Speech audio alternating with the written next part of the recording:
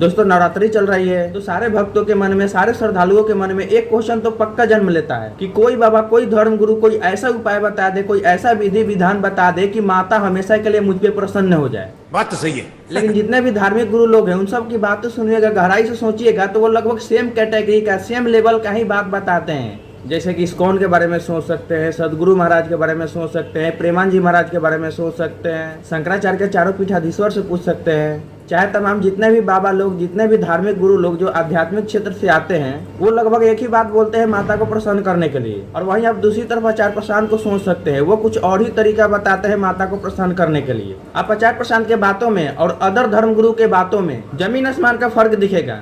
आचार्य जी कहते हैं कि नो विधि, नो विधान, नो कर्मकांड, केवल समझ समझ समझ। केवल जो धार्मिक ग्रंथ है, जो धार्मिक पुस्तक है, जो दुर्गा सप्तशती है, उसी को पढ़ो और समझो, समझो और समझो। आचार्य जी, मैं आपसे पूछने आई हूँ, वैसे तो हर दिन माता रानी के लिए विशेष है, इस नवरात्रि क्या किया जाए कि महामाया मोक्षदायिनी बने? इस नवरात्रि दुर्गा सप्तशती को पूरे हृदय से, पूरी निष्ठा से समझा जाए।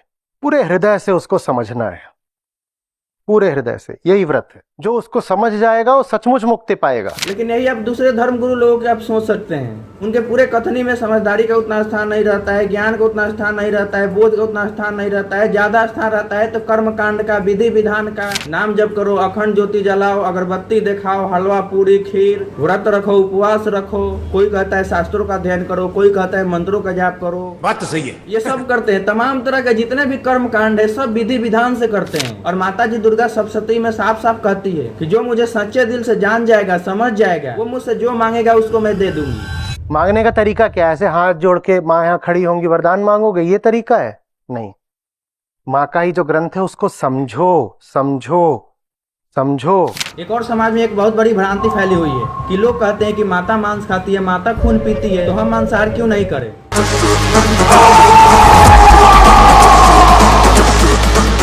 यहाँ पे आप दुर्गा सप्तशती में जाओगे तो उसमें साफ साफ और क्लियर लिखा हुआ है कि माता राक्षसों का खून पीती है, राक्षसों का मांस खाती है, ना कि किसी जानवर का, ना किसी पशु का, ना किसी इंसान का। बताया कि श्लोक है, साफ साफ पढ़ो। क्या कह रही है सप्तशती? सप्तशती कह रही है असुरों का मांस खाती हैं और उनके रक्त को मदिरा की तरह पीती हैं। बाबा जी लोग कथा का ना सही मर्म बताते हैं, ना ही सही अर्थ बताते हैं। तो इससे तुम माता जी का भक्त नहीं बनोगे, तुम किसी बाबा का अंधभक्त बन जाओगे। बात तो सही है। तो इसलिए आचार्य जी साफ साफ कहते हैं कि तुम्हें कोई विधि विधान करने की जरूरत नहीं है, कर्मकांड करने की जरूरत नहीं है। केवल तुम उस ग्रंथ को, दुर्गा सप्तशती के ग्रंथ को सच्चे दिल से, सच्चे मन से समझ जाओ, समझ जाओ और समझ जाओ। उसी से तुमसे माता प्रसन्न हो जाएगी और जो तुम मांगोगे वो तुमको दे देगी। सिर्फ रिचुअल्स से काम नहीं चलने वाला भाई। जो आपने जो भी बोला, घी शक्कर हलवा पूड़ी, वो आपको करना है तो करें, पर वो पर्याप्त किसी हालत में नहीं है।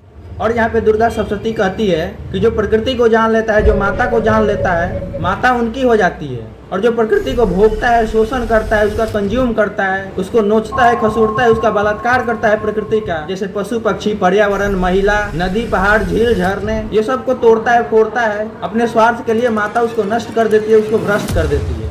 जो उनको जान लेता है उसकी हो जाती हैं, और जो उन पर कब्जा करना चाहता है, शोषण करना चाहता है, प्रकृति के माध्यम से अपनी मनोकामना पूरा करना चाहता है, भोगना चाहता है, उसका असुरों जैसा हाल होता है, मारा जाता है। और यहाँ पे माता ने महिषासुर के सीने में जो त्रिशूल मारी है, वो कौन है? वो हम ही है। हमारी ही पाश्विक वृत्ति है, जो भोग करने की टेंडेंसी है, हमारे अंदर की पाश्विकता, जो भोग करने के लिए, जो कंज्यूम करने के लिए, किसी को नोचने के लिए, किसी को खसूटने के लिए, गलत चीज की ओर ले जाने वाली जो वृत्ति है, उसी पाश्विकता का वध कर रही है माता। वो जो नीचे बैठा हुआ है उसको तुम क्या सोच रहे हो? महिषासुर है? महिष माने क्या होता है? तो वो हम ही है, पशुता, पशुता।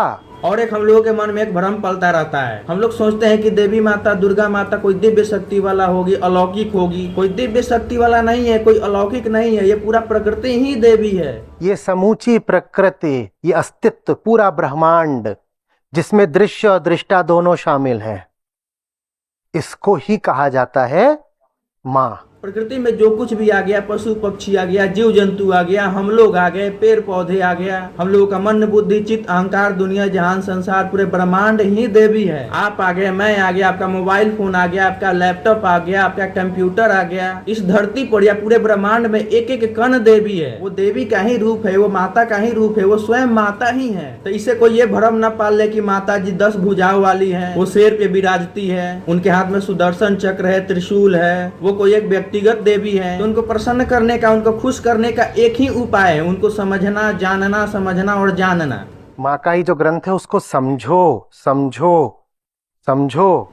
एक और हम लोग बड़ी से बड़ी गलती करते हैं, बड़ी से बड़ी गलती, इससे बड़ी गलती कुछ हो ही नहीं सकती। माता जी के बच्चों को ही पशु पक्षियों की बलि देते हैं माता जी के नाम पे ही। इससे माता जी प्रसन्न होंगी? उनके पर्व पर तुम और ज्यादा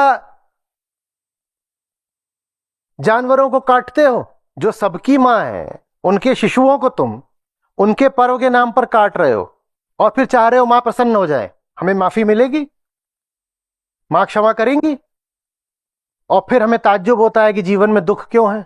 अगर वीडियो अच्छी लगी हो तो लाइक करिए, सब्सक्राइब करिए, कमेंट करिए और वीडियो को शेयर तो जरूर करिए, ताकि वास्तव में माता कौन है ये लोगों को समझ में आए।